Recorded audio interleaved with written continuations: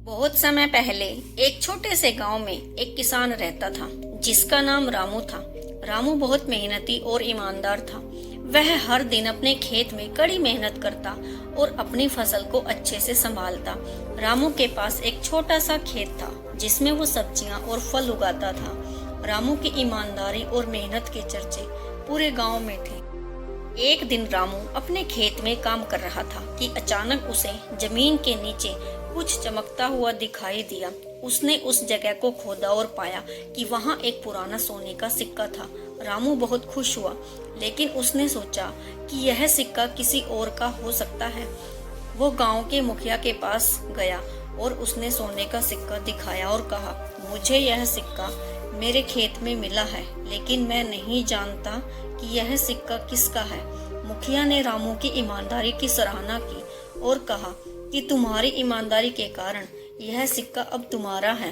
रामू सोने का सिक्का लेकर घर वापस आ गया और उसे सुरक्षित रख दिया।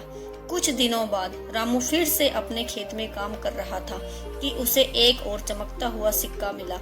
उसने फिर से वही किया और सिक्का मुखिया को सौंप दिया। इस बार भी मुखिया ने रामू की प्रशंसा की और सिक्का उसे वापस दे दिया।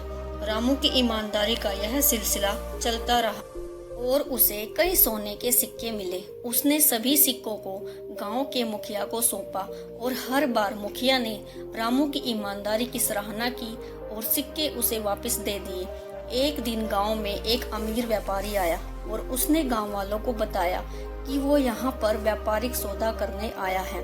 व्यापारी ने गांव में एक प्रतियोगिता रखी और कहा कि जो सबसे अधिक ईमानदार व्यक्ति होगा उसे मैं एक बड़ी संपत्ति दूंगा। गांव वालों ने रामू की ईमानदारी की कहानी व्यापारी को सुनाई।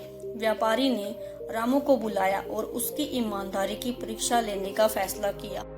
उसने रामू को एक हीरा देकर कहा कि ये हीरा मुझे बहुत प्रिय है, इसे संभाल कर रखना।